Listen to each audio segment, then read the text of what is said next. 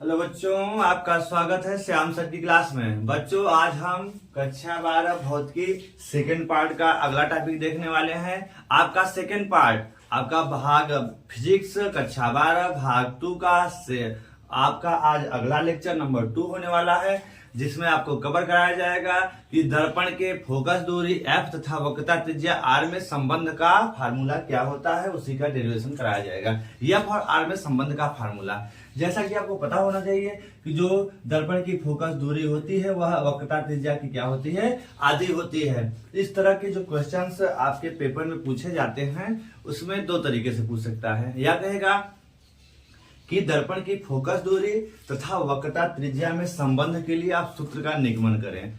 या फिर दूसरे तरीके से क्वेश्चन कैसे पूछेगा कि सिद्ध कीजिए कि किसी दर्पण की फोकस दूरी उसकी वक्रता त्रिज्या की आधी होती है।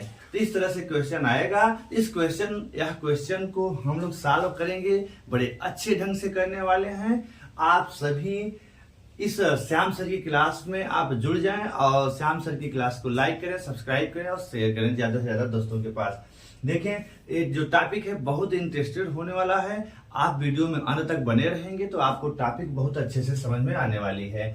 जैसा कि दर्पण की फोकस दूरी और वक्रता त्रिज्या जो होती है उनमें संबंध हम लोग यहाँ पर देख रहे हैं। चलिए हम लोग बिना देर किए हुए क्लास की शुरुआत करते हैं। आपका जो डेरिवेशन होगा उसका डेरिवेशन में जो फाइनल फार्मूला होगा एरिया बराबर r/2 होगा, उसको हम लोग यहाँ देखने वाले हैं। चलिए देख लेते हैं क्या है। देखिए, अगर मान लिया कोई आपके पास एक दर्पण है, मान लिया आपके पास एक अवतल दर्पण है। इस अवतल दर्पण का अगर नामकरण करना तो मान लिया m और m' एक आपका मिरर है, एक दर्पण है, ठीक है। इस दर्पण का ध्रुव P है। दर्पण का ध्रुव क्या है, माना P है, ठीक है। दर्पण का वक्रता केंद्र C है, ठीक है। अब माना P और C को मिलाने वाली जो सीधी रेखा होगी वो क्या कहलाती है, मुख्य अक्ष है। इसका क्या है, आपका मुख्य अक्ष। तो इस दर्पण का मुख्य अक्ष भी आपको पता चल गया। P है दर्पण का ध्रुव, C क्या है, वक्रता केंद्र है, ठीक है। अब हम लोग इसको थोड़ा सा आगे बढ़ाते हैं। मान लिया एक ठो कोई किरण है, ठीक है। एक आपतित किरण है जो मुख्य अक्ष के समांतर चलती है।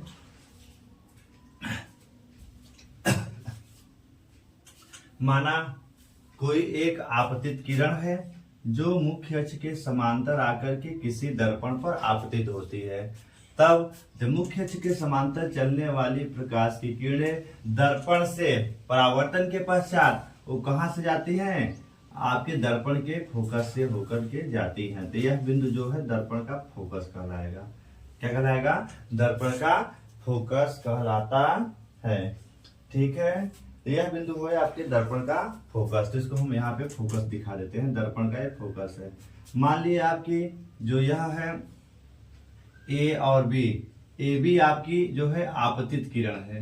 AB कौन सी किरण है, आपतित किरण है। और BF जो आपकी है कौन सी किरण है, परावर्तित किरण है। कौन सी किरण है आपकी, परावर्तित किरण है। यह आपकी परावर्तित किरण है, ठीक है। इस पर एक नॉर्मल डालते हैं तो नॉर्मल देखिए अभिलंब जो होगा, जैसे आपने देखा है कि एक आपका अगर गोला है, गोले का अपना एक केंद्र है, ठीक है। अगर केंद्र से हम देखें पृष्ठ पर अगर डालें तो यह अभिलंब का काम करेगी। किसका काम करेगी, अभिलंब का काम करेगी। मतलब गोले के सेंटर से और परिधि को मिलाने वाली रेखा। इसलिए हम लोग देखें तो इसका जो अपना अभिलंब होगा तो अभिलंब कहां से होकर गुजरेगा, थोड़ा सा अभिलंब हम इधर दिखा देते हैं। और सेंटर, ये आपका सेंटर है, ठीक है। तो अभिलंब जो भी होगा उस सेंटर से होकर गुजरेगा। कहां से गुजरेगा, सेंटर से, वक्रता केंद्र से। यह है आपका अभिलंब। यह क्या है आपका, B और C क्या है, आपका अभिलंब है, ठीक है। तो आपने पढ़ा है कि यह जब अगर अभिलंब है तो अभिलंब ऐसे जा रहा है, ये अभिलंब, ठीक। तो कहने का मतलब है जो BC अभिलंब है। तो आपने पढ़ रखा है कि A और B आपतित किरण, B और F परावर्तित किरण और B और C क्या है, अभिलंब है। तो आपतित किरण और अभिलंब के बीच बना कोण होता है आपतन कोण, I होता है। क्या होता है, आपतन कोण I होता है। और आपका अभिलंब और परावर्तित किरण के बीच बना कोण क्या होता है? परावर्तन कोण क्या होता है? आर होता है। ठीक है, तो ये आपका हो गया। उसके बाद अब हम लोग देखते हैं इसका डेरिवेशन कैसे शुरू होगा। इतना तो आपको पहले से भी ज्ञात है, हमने पिछले लेक्चर में आपको बता रखा है कि आपतन कोण क्या है? आपका परावर्तन कोण। और परावर्तन के नियम से आपतन कोण परावर्तन कोण आपस में क्या होते हैं? बराबर होते हैं। तो ये सभी चीजें आपको पहले इसके बारे में पहले लेक्चर में आपको बता दिया गया है, सभी को देख लिए। इसी के आधार पे हम लोग डेरिवेशन की शुरुआत करते हैं। देखिए थोड़ा सा डेरिवेशन इधर देखिएगा।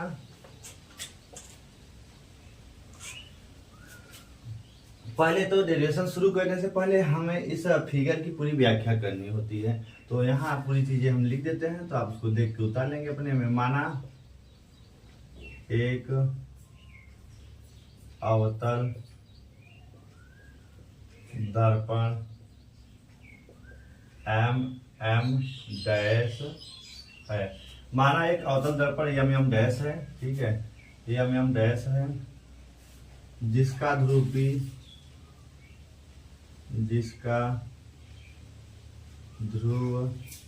P वक्रता केंद्र C, ठीक है, और फोकस वक्रता केंद्र C तथा मुख्य फोकस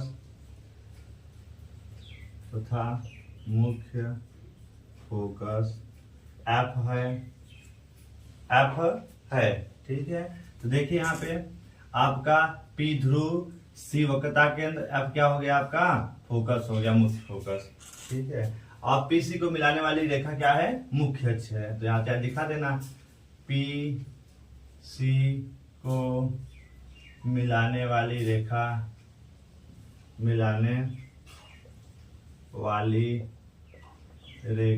क्या है? मुख्य अक्ष है, मुख्य अक्ष है। ठीक है, अब आगे हम चलते हैं। अब आपको बताते हैं, देखिए अब ए बी क्या है? आपतित किरण। ठीक है, तो एक आपतित किरण, कोई आपतित किरण ए बी, कोई आपतित किरण ए बी, एक आपतित किरण ए बी, ठीक है, दर्पण के, एक आपतित किरण ए बी दर्पण के परावर्तक तल के बिंदु बी से परावर्तित होकर बिंदु बी से परावर्तित होकर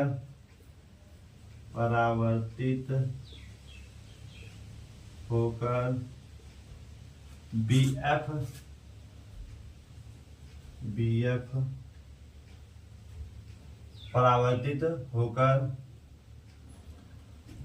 परावर्तित हो जाती है,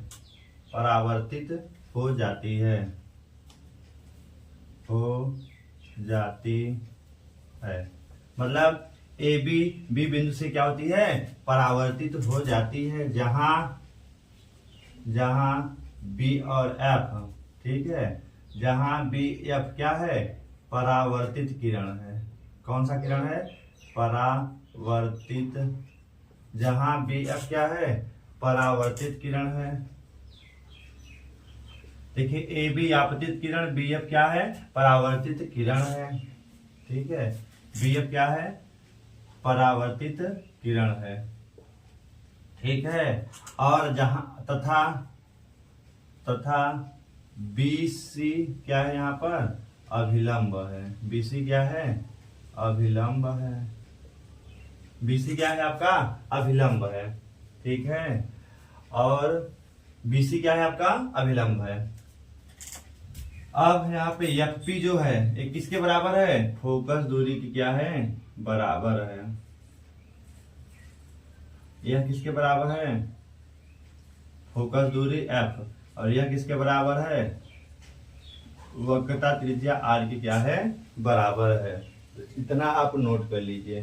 ठीक है, और हम करते क्या हैं, यहाँ बी पॉइंट से एक अभिलंब हम bn डाल देते हैं। ठीक है, माना मुख्य अक्ष पर bn एक अभिलंब है। bn क्या है, अभिलंब है। bn क्या हमने डाल दिया, अभिलंब है। देखिए यहाँ पर हमने ए बी आपतित किरण, बी एफ क्या है, परावर्तित किरण, बी सी क्या है, अभिलंब है, और बी सी क्या है, अभिलंब है, और बी एन हमने क्या डाल दिया, एक लंब डाल दिया। अब लंब इसको लिख लीजिए तो सही रहेगा, नहीं तो आप अभिलंब में कंफ्यूजन। माना मुख्य अक्ष पर बी एन लंब है, बी एन क्या है, हमने एक लंब डाल दिया है। ठीक है, बी एन देखिए हमने लंब डाल दिया। अब हम चलते, तो इसका आप स्क्रीनशॉट लेकर लिखिए, फिर हम आगे इसका डेरिवेशन करते हैं। तो इतनी बातें आपको इसमें दिखानी पड़ेगी। इतना जब आप दिखा देंगे, और भी दिखाना है तो आप दिखा सकते हैं। जहां एफ पी है फोकस दूरी, एफ है, सी एफ है आपकी वक्रता त्रिज्या, आर है। तो इतना आप पहले दिखा लीजिए, फिर हम आगे इसको कंटिन्यू करते हैं। तो इसका स्क्रीनशॉट लेकर आप लिखिए, फिर हम आगे इसका डेरिवेशन शुरू करते हैं।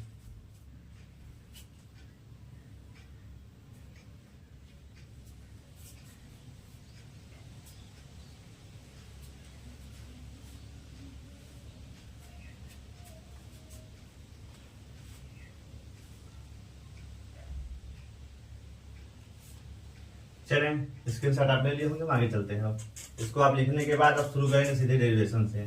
ठीक है,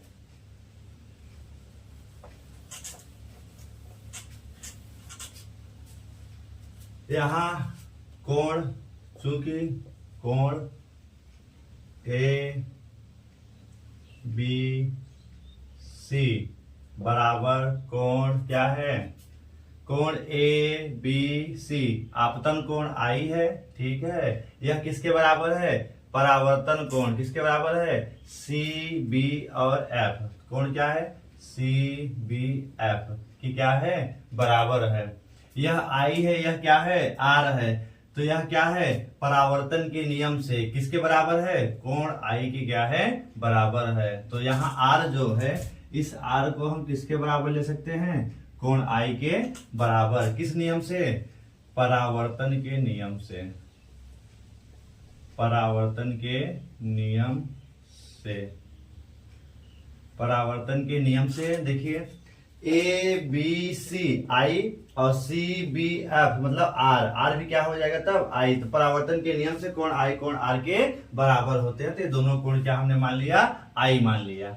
आगे चलते हैं।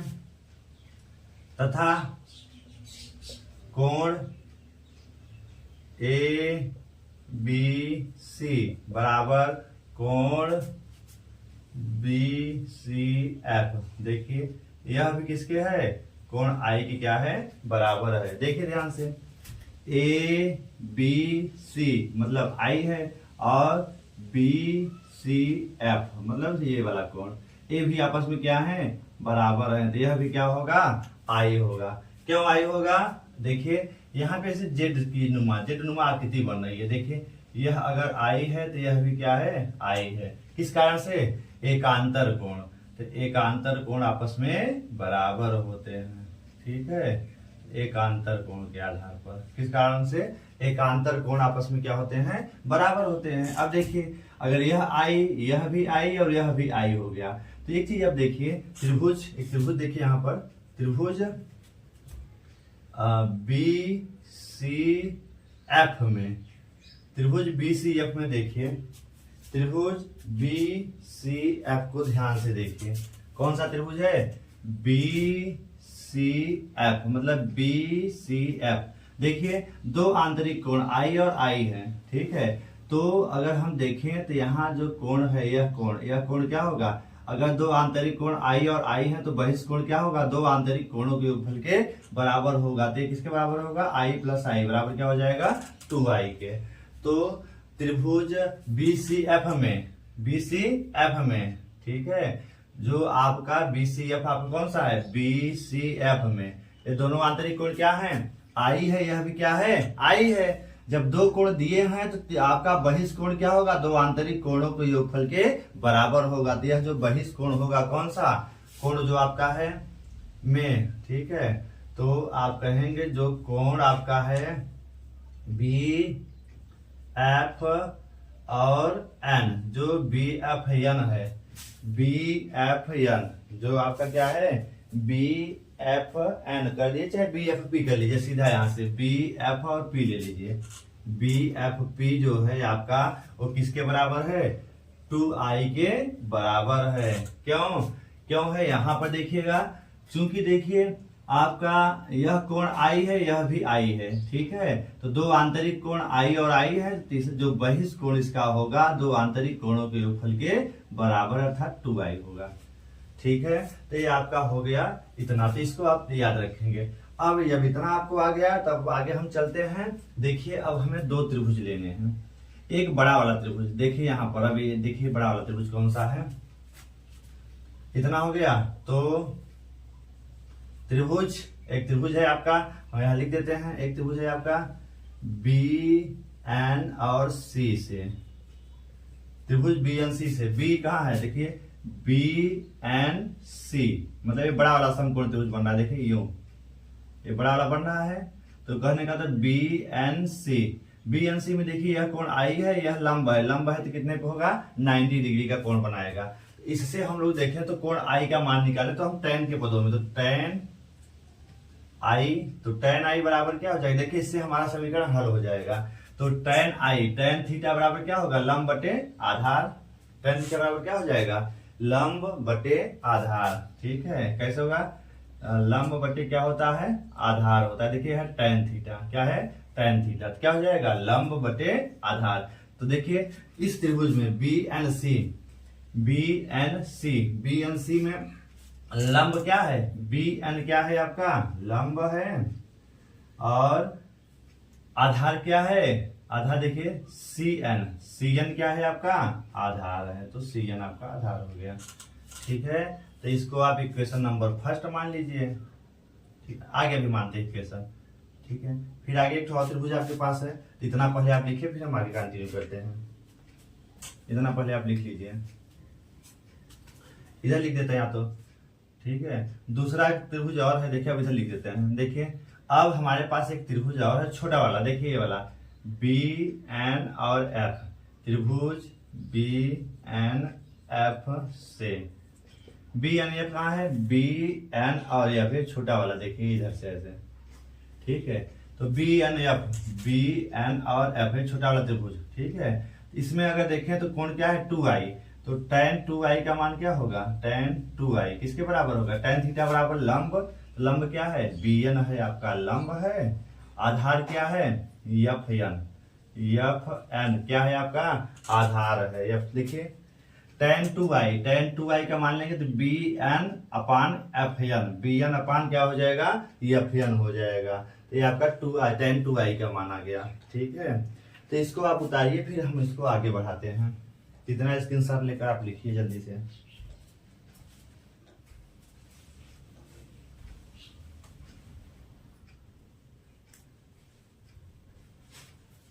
चलें देखते हैं आगे।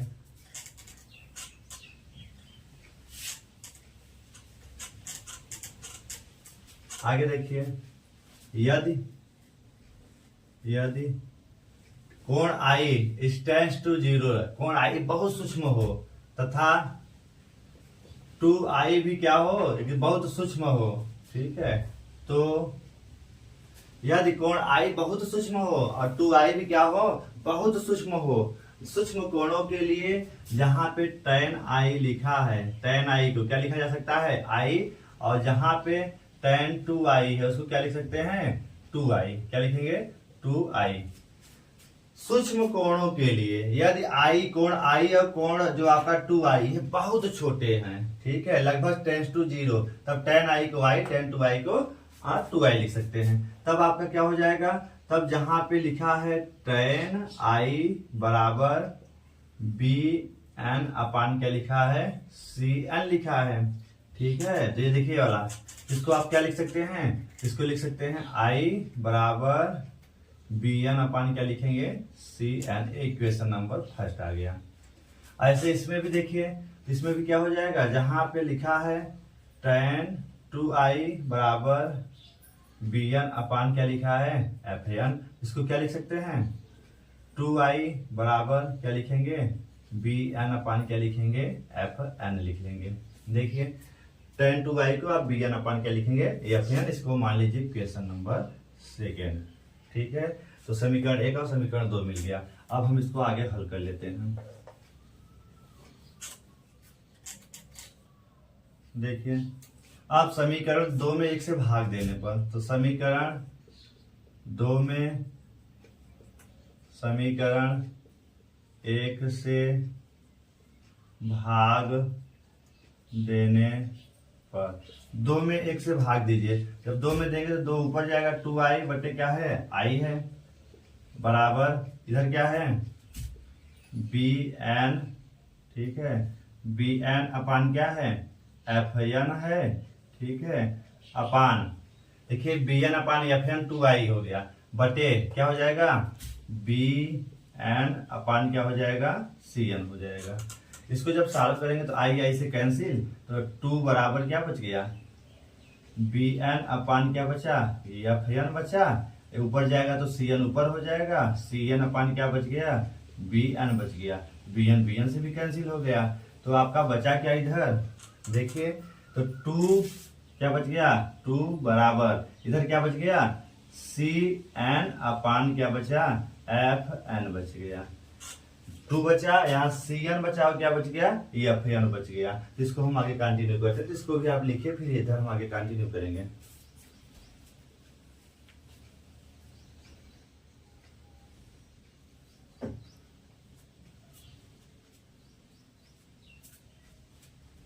चलिए इसको हम थोड़ा सा मिटा देते हैं।